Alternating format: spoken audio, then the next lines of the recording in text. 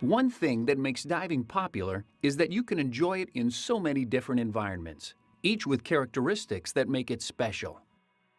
Besides coral reefs and temperate ocean, diving's popular in lakes, reservoirs, springs, flooded quarries, rivers, and human-made dive sites.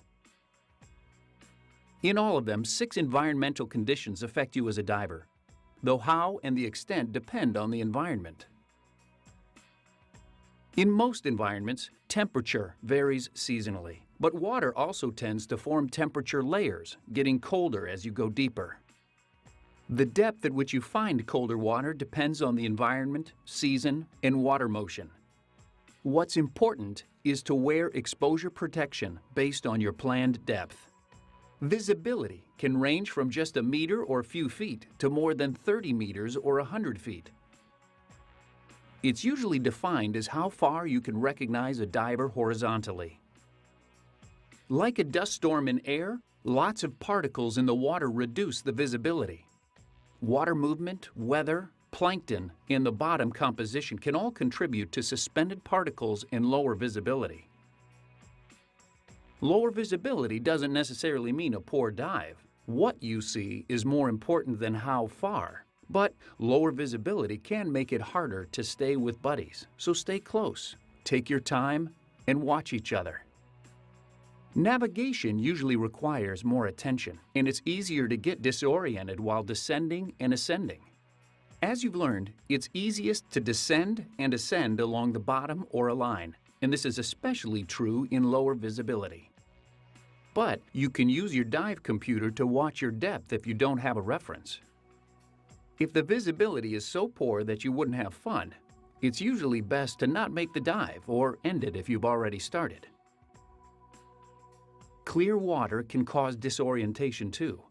Again, a reference helps. You can also get too far from your buddy even though you can see each other. Remember to stay close. The 2 types of water movement that affect you as a diver are waves and current. We'll look at how waves affect diving later in this section. Currents affect diving because you can't swim against any but a very weak one. So you need to use the appropriate techniques. Because they're often strongest at the surface and weakest near the bottom, plan a dive in a current so you avoid long surface swims. Begin your dive swimming into a mild current. That way, when you turn the dive, the current helps carry you toward your exit point rather than pushing you away from it. Especially on the surface, don't swim against anything but a very weak current. Doing so can exhaust you. Swim across the current to reach shore, to reach a line trailed behind the dive boat for this purpose, or to get out of the current, depending upon the situation.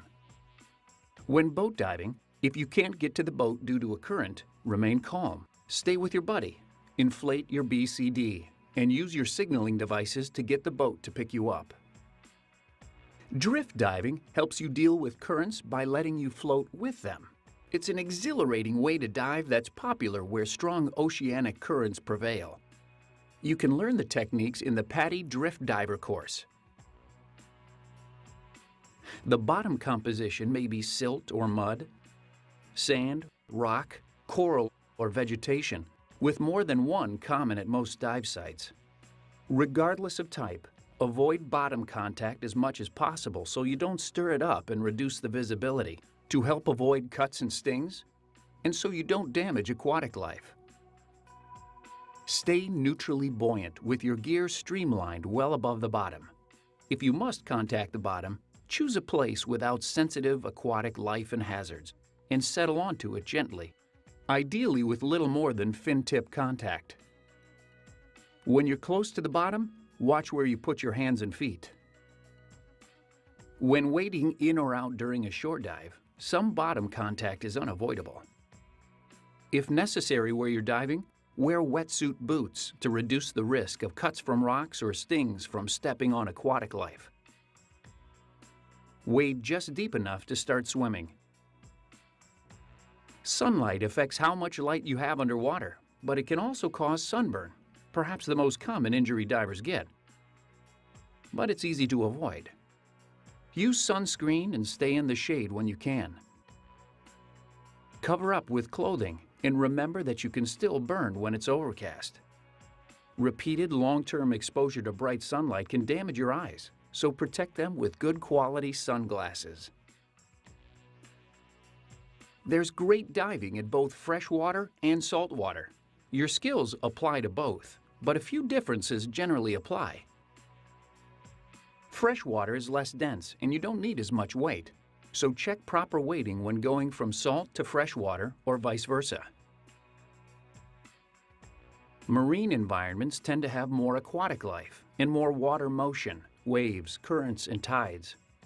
Freshwater environments are more likely to have bottoms that stir up easily and have distinct cold water layers as you go deeper within the recreational depth range. As a diver, you develop the ability to assess dive conditions. You learn to do this from your instructor, other divers, and experience, so that you can assess dive conditions based on the weather, season, water motion, how the water looks, reports online or from other divers, and dives you've made at similar sites. Your assessment includes deciding whether or not to dive. If you have a concern, get more information about how to handle it if you can. If you can't address the issue, then go elsewhere or dive another day. Remember that ultimately, you decide to dive. You are responsible for your own safety, so only you can make the final decision to dive. As discussed in Section 1, an environmental orientation helps you learn to address what's unique to an environment. You learn to assess conditions and to eliminate potential concerns. Orientations improve your safety, but they also make your diving more interesting, rewarding, and enjoyable. Every diver has limits. Whether you're new or very experienced, dive within your limits. This means you don't exceed your training and your experience limits. It also means you stay within your comfort limits. This is important because data suggests that failure to dive within personal limits contributes to incidents and accidents. It does this because some forms of diving may have hazards that may not be obvious. It takes training to recognize and avoid them. It can cause false security.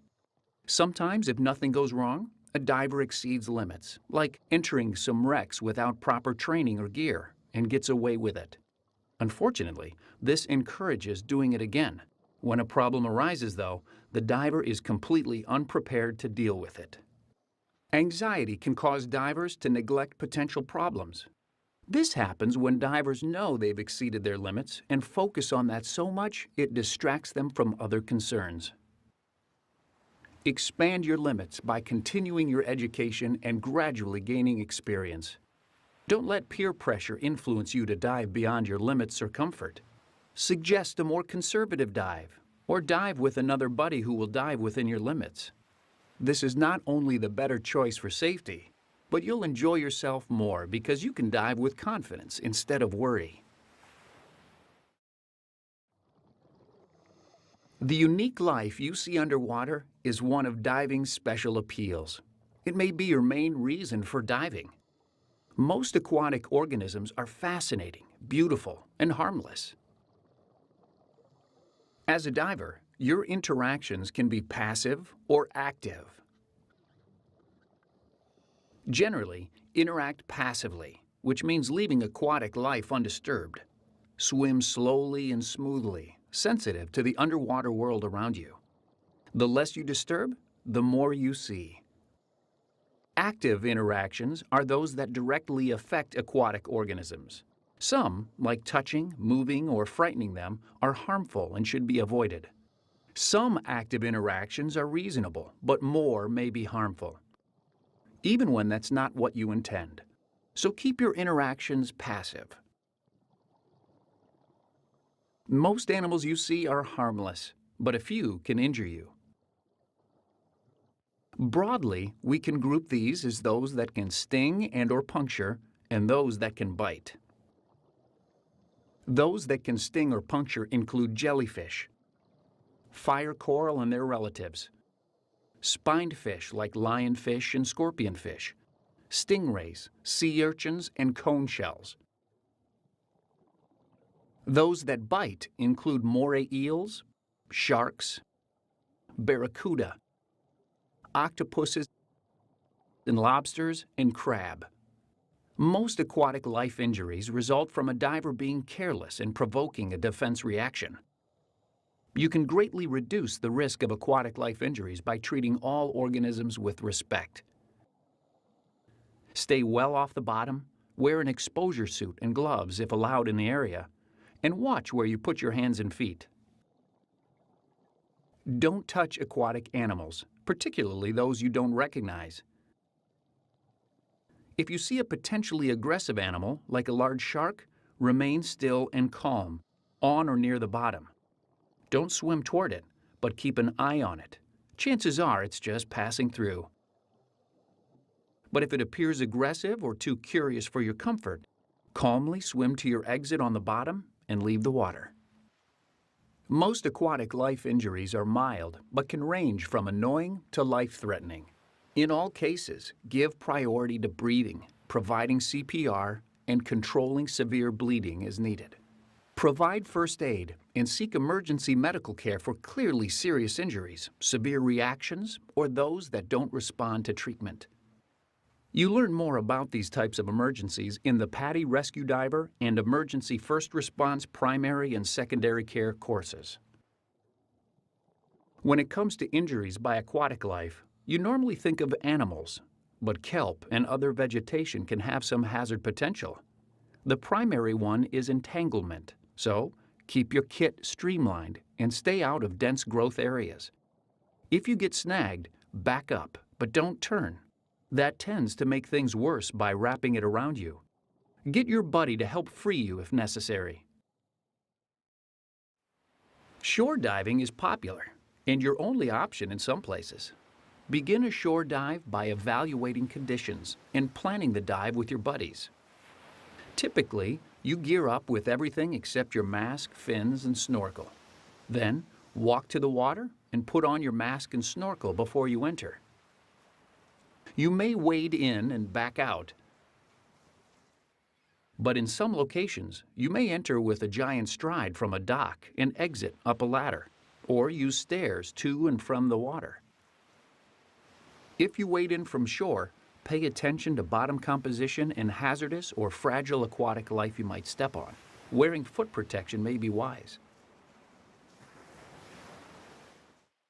A common technique is to wade until you reach water deep enough in which to swim and then put your fins on. Then, depending on the dive site, you may descend and swim out on the bottom, or swim on the surface and descend along a float line.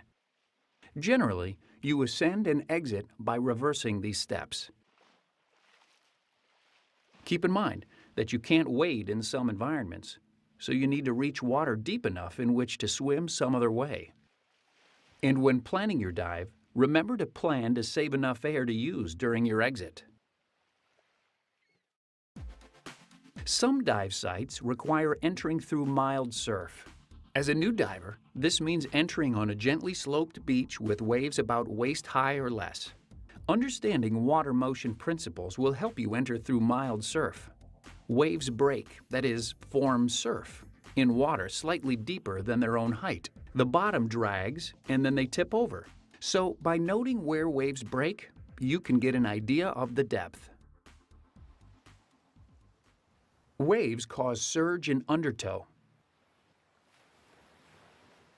Surge is a back and forth motion caused by waves passing overhead. The main concern is to not let it push you against rocks or anything hazardous. As you get deeper, surge dissipates. Undertow is water from breaking waves flowing back to sea under the incoming waves. The larger the waves and steeper the beach, the stronger the undertow. The main concern is that it can cause you to lose your balance, but in mild surf, it isn't very strong. Waves usually approach shore at an angle, which causes a longshore current. A longshore current flows parallel to the shoreline and tends to move you downshore during the dive. You can plan for this by swimming into the current during the dive or planning to exit somewhere downshore.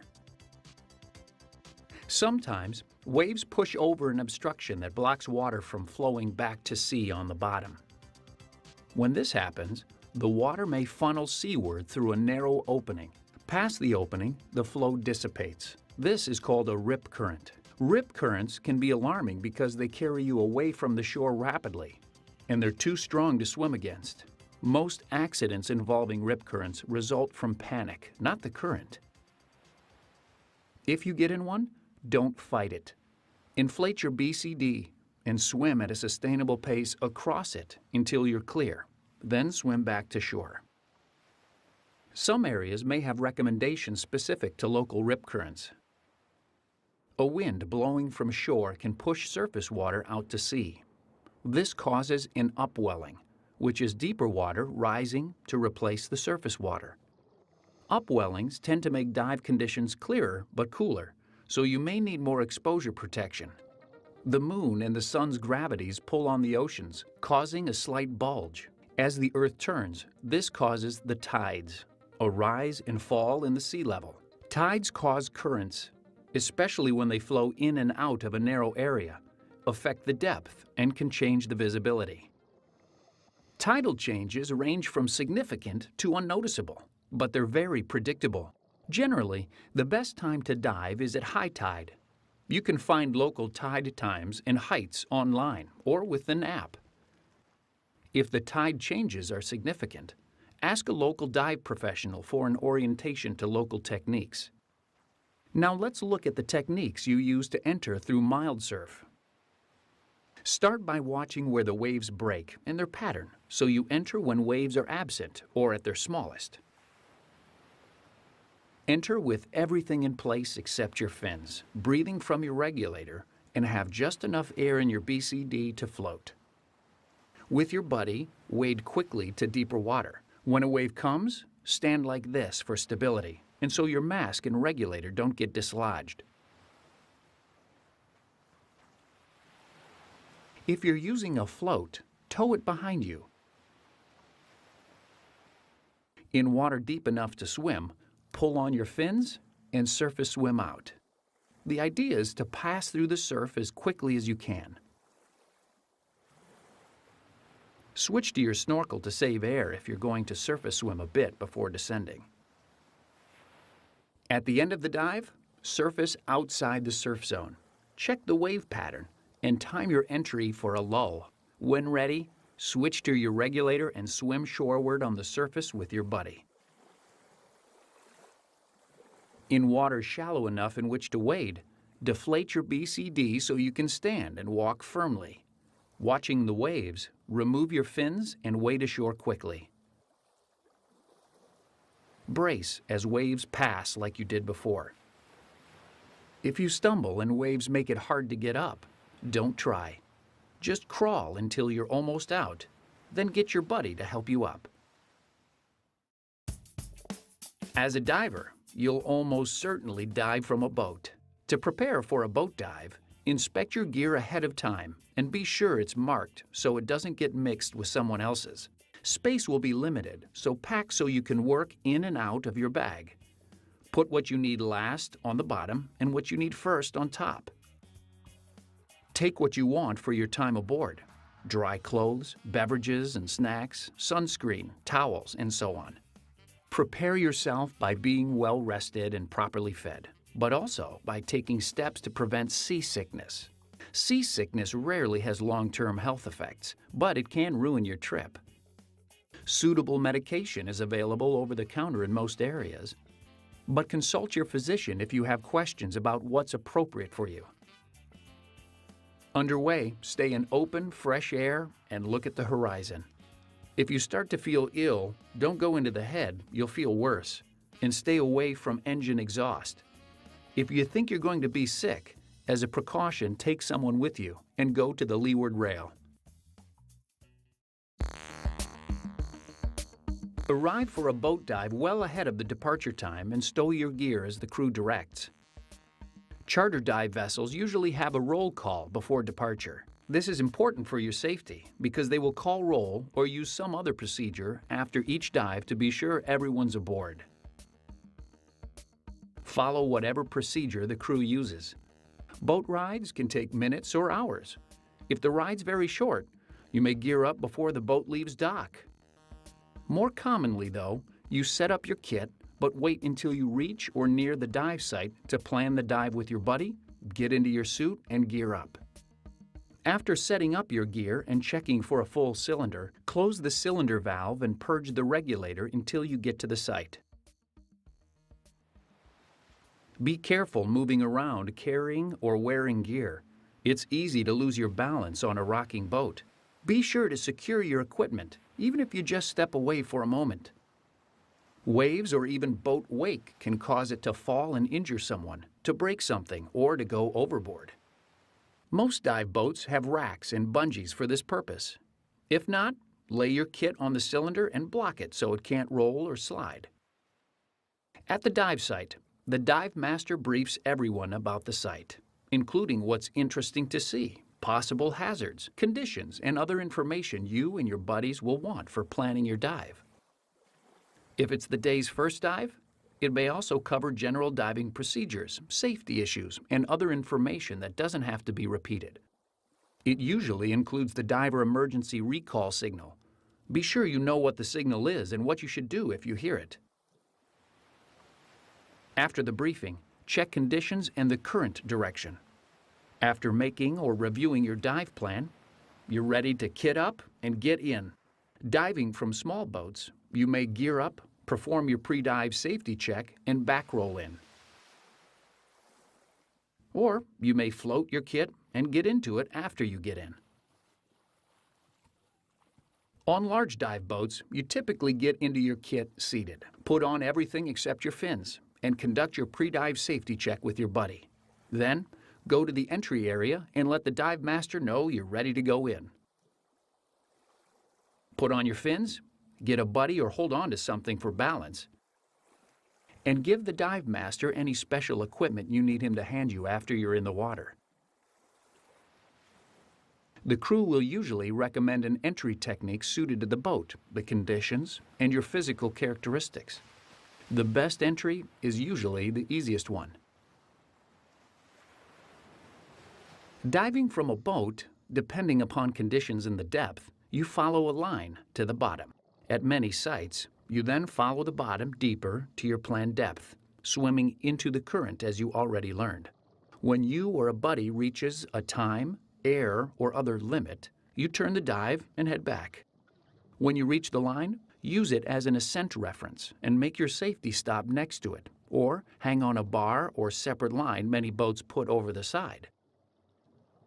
As you pass under or alongside the boat, stay well away from the boat propellers. Do not approach or get near them, even when the engine is not running. Boat propellers can inflict catastrophic injuries, often fatal, with little warning.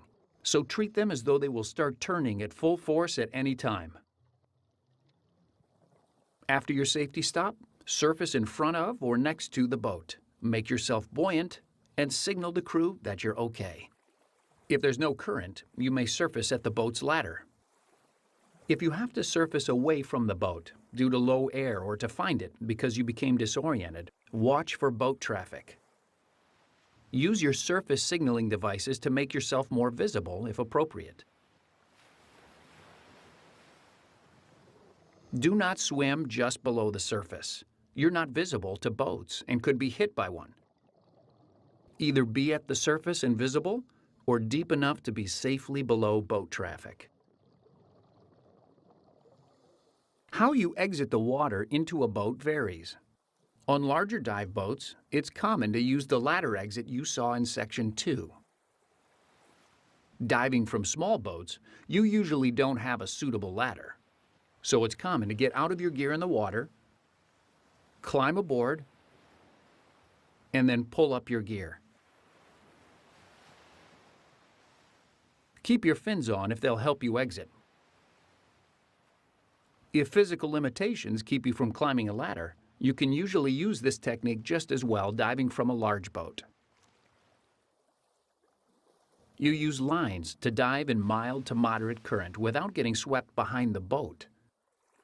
After your pre-dive safety check, you typically enter the water.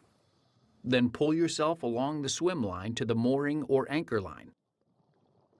Use the mooring or anchor line to maintain your place as you descend. You may have to go down hand over hand. Typically, the current will be weaker on the bottom. Swim into it for your dive. For your ascent, return to the mooring or anchor line and ascend along it. Make your safety stop, then ascend to the swim line. Follow the swim line to the ladder or trail line. Hang on to the trail line until it's your turn to exit.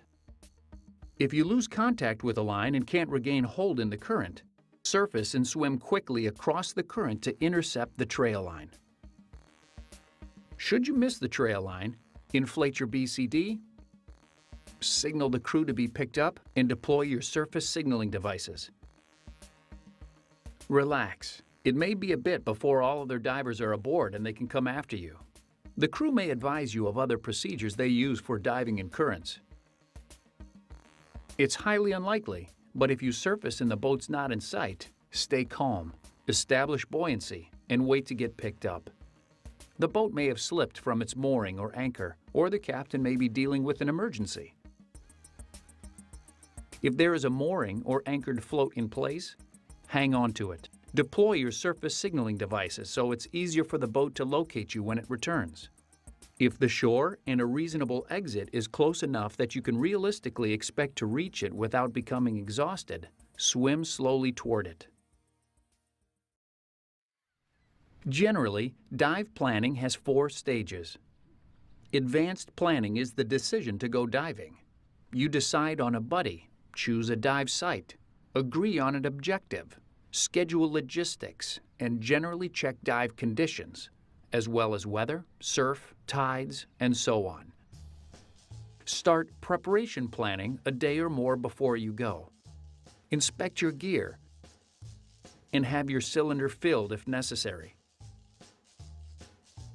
Recheck conditions if it has been several days since you last checked, and start packing your gear as appropriate. Last-minute preparation is what you do right before you head out. Recheck conditions, if appropriate, for last-minute changes. Let someone know where you're going, including when you expect to return, what to do if you're late, and your mobile number. Gather personal items that you want with you, like your certification card, sunscreen, smartphone or tablet, beverages, and so on. Pack your gear bag with anything left remaining, and double-check that you're not forgetting anything. Pre-dive planning is the actual dive plan based on what you find at the site. You want to anticipate, discuss, and plan for as much as reasonably possible. Evaluate whether conditions are acceptable. Take as much time as you need. If not, find another site or cancel the dive. Agree on techniques, including where and how to enter and exit in your course. Review signals and communications as needed. Agree on buddy separation procedures and on time, depth, and air supply limits. You should also discuss what to do if an emergency arises. The dive planning slate has prompts to help you with pre-dive planning.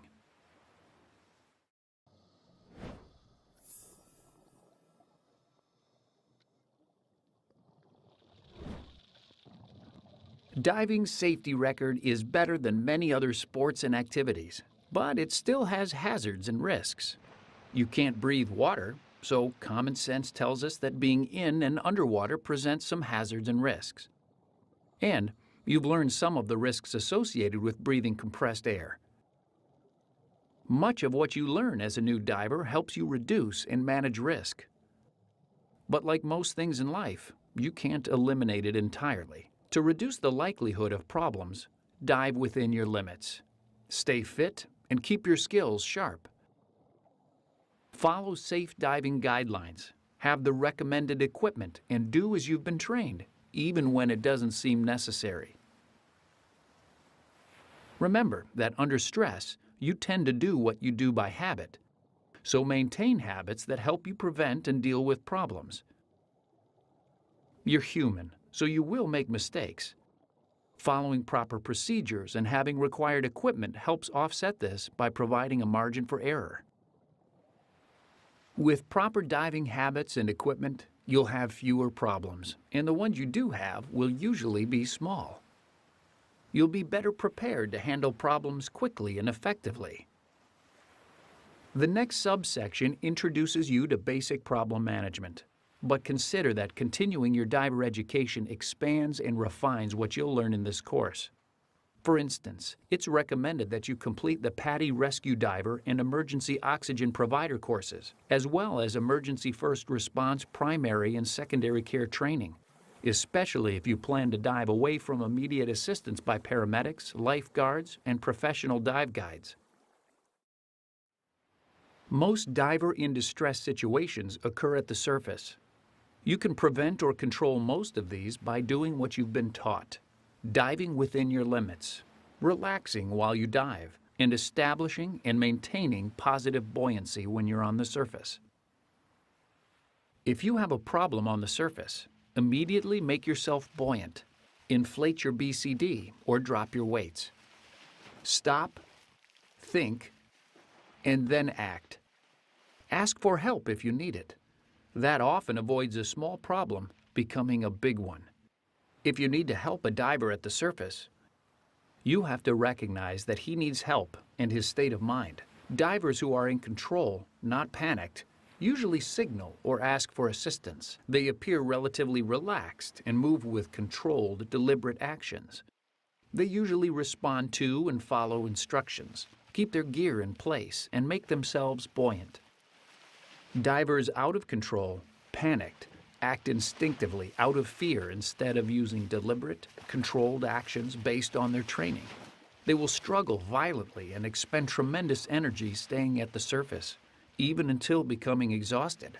They typically don't establish buoyancy, but will climb on anything or anyone to keep from sinking. They reject their masks and mouthpieces, have wide, unseeing eyes, don't follow instructions, and have quick, jerky movements. Panicked divers need immediate help because they may struggle until exhausted, then be at risk of sinking and drowning. Follow 4 steps when you help another diver. First, establish buoyancy for yourself and the diver. Ideally, throw or extend something that floats. If you must make contact to help, first make yourself buoyant, then inflate his BCD or drop his weights. Second, calm the diver by reassuring him. And third, help the diver establish breathing control. Have him breathe slowly and deeply to encourage relaxation. If possible and appropriate, give him a chance to recover before doing anything else.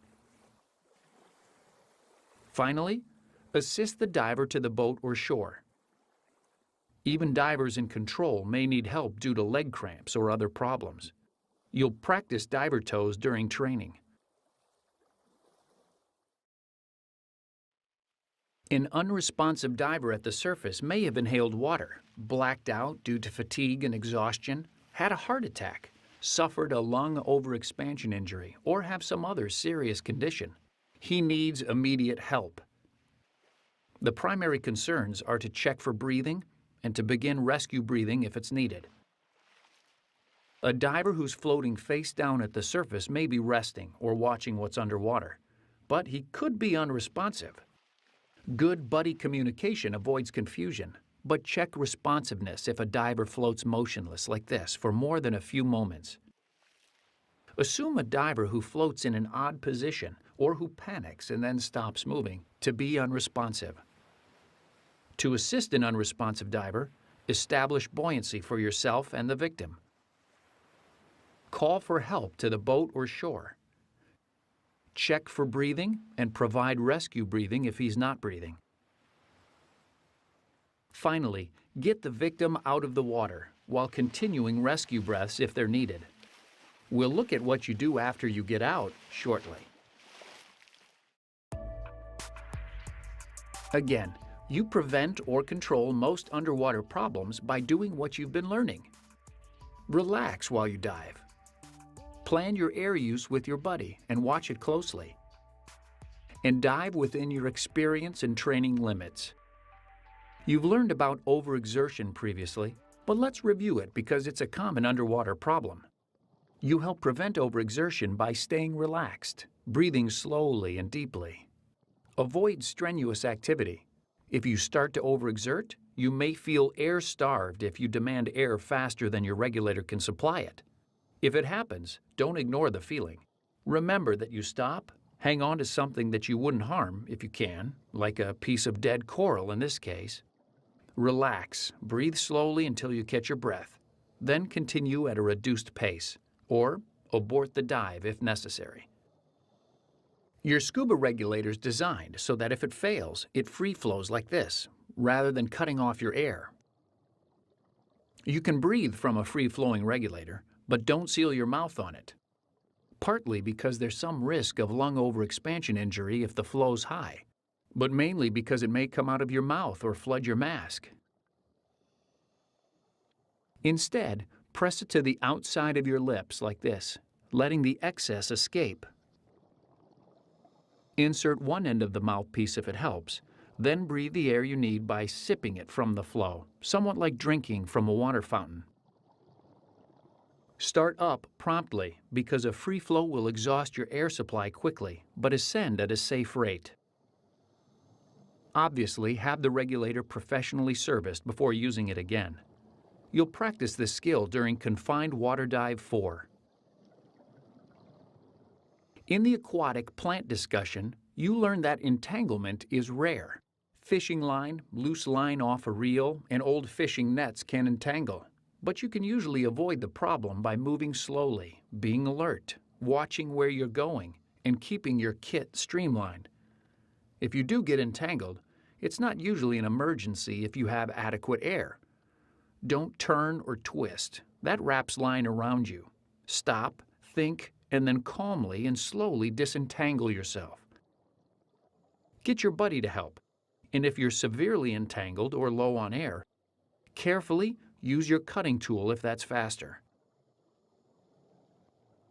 In rare, extreme cases, you may have to slip out of your scuba kit to clear it, which you'll practice during your confined water training dives.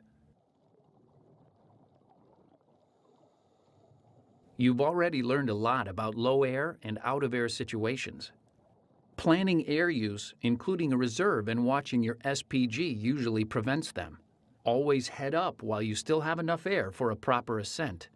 It's better to have a long surface swim than to run out of air underwater.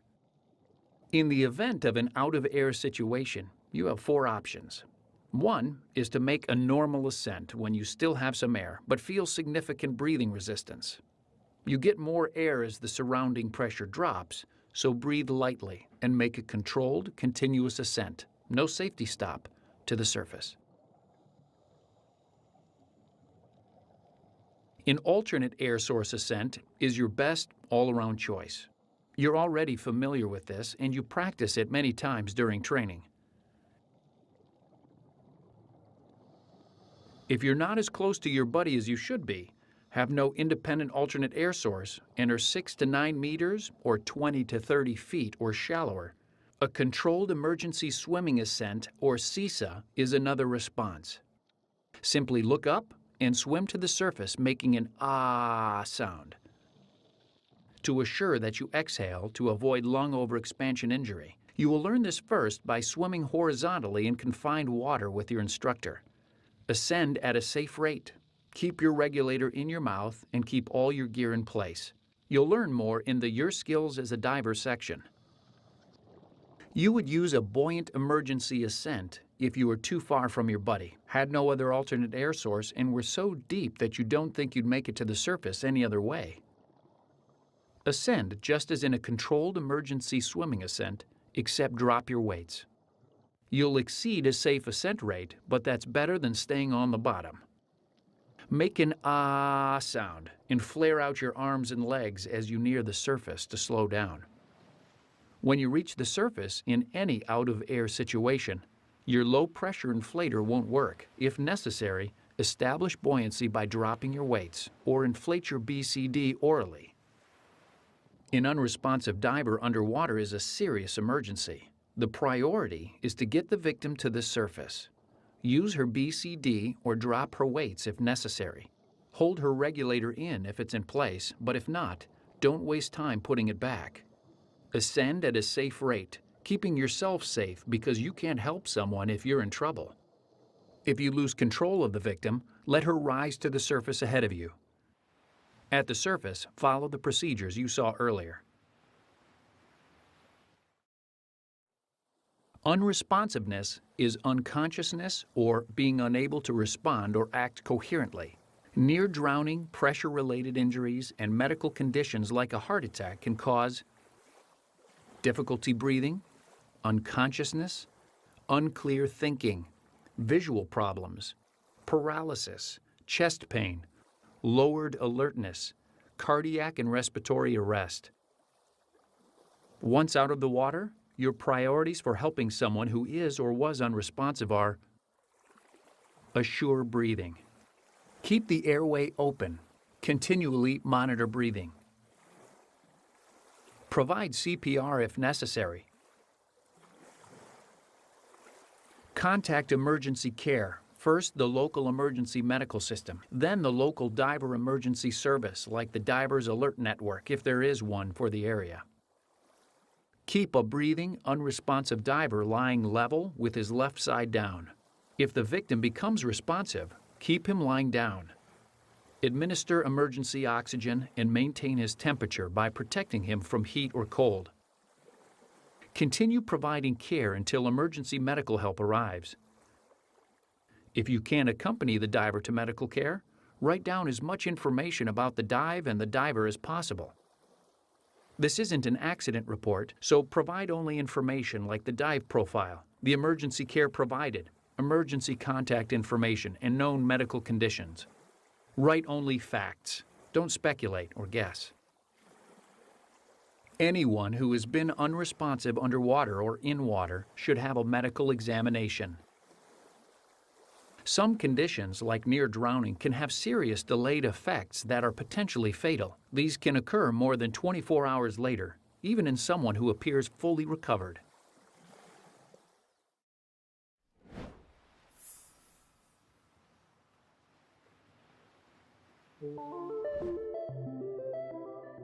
Let's look at your options for surface signaling devices. You should have at least two: an audible device that attracts attention with noise, and a visual device that makes it easier to see you from a distance.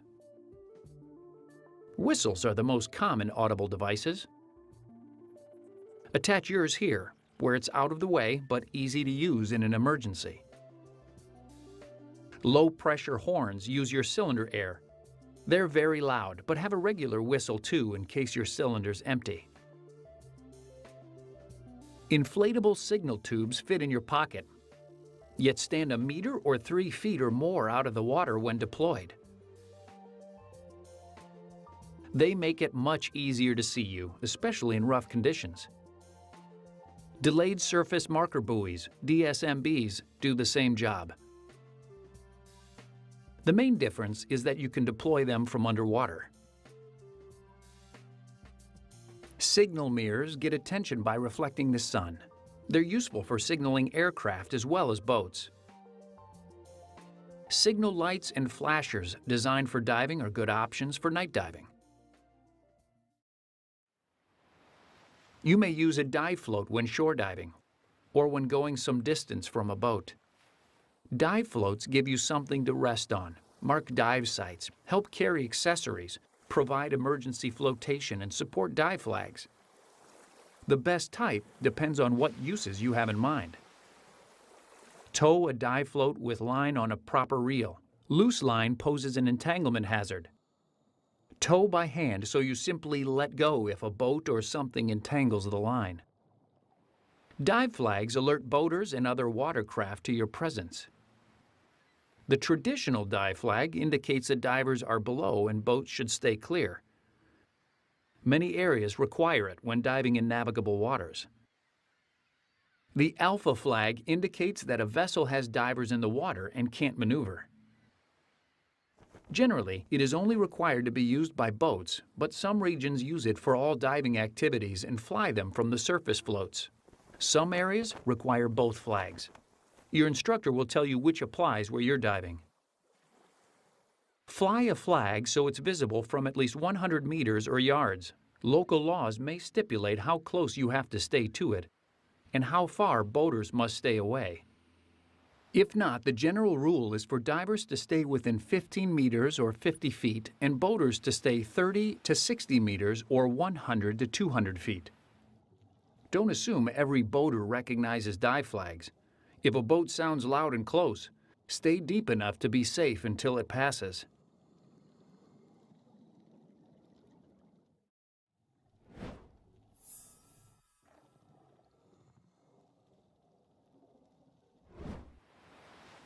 You've seen several entries you may learn during the course.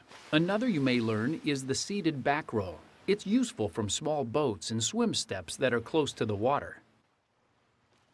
After your pre-dive safety check, sit at the edge, facing away from the water with your cylinder out over the surface, like this. Partially inflate your BCD. Breathe from your regulator and hold your mask. After your buddy confirms the area is clear, tuck your chin and lean back until your weight naturally rolls you in. Hold your mask until you bob back up. Then signal you're okay and clear the area for your buddy's entry. Besides dropping weights in an emergency, you need to be able to remove and replace your weights to make adjustments or for some entry and exit methods. Your instructor will show you the appropriate technique for your equipment, but here are some points that may apply to most systems.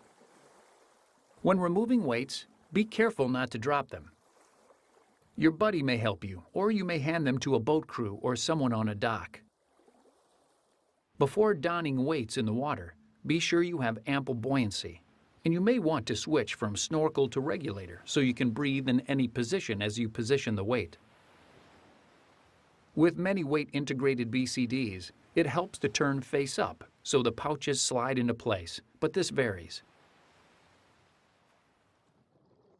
Using a weight belt, hold the free end so weights don't slip off the end and replace it with the loop method, like this.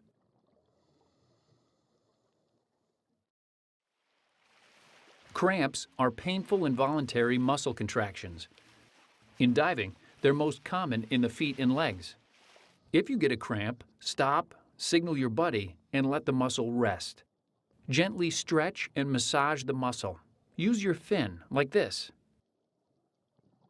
If your buddy has a cramp, you can help by giving her something to press against, like this. Wait a few minutes after the cramp subsides before continuing at a slower pace. After learning basic buoyancy control, the next level is hovering. Establish neutral buoyancy, then gently push off the bottom, like this. You should hover without using your hands and fins, rising and sinking a bit as you inhale and exhale. You can control your position a bit by slightly raising or lowering how deeply you breathe, but don't hold your breath. It may take some practice to get the knack. Your instructor will have you work on this until you can hover for at least 30 seconds. After you're properly weighted and neutrally buoyant, you check and adjust your trim, your balance in the water. With your buddy, swim slowly in midwater. Pause and relax to see how your body wants to orient itself. Ideally, you want to trim yourself so you tend to stay in a relatively horizontal, face-down position, like this. If your feet rise or sink significantly, or if you roll face up, your instructor will help you reposition your weight and gear for a better trim. This is something you'll gradually learn to adjust from one dive to the next. The Peak Performance Buoyancy course further refines these skills beyond what you master in this course. Ask your instructor or visit PADI.com for more information.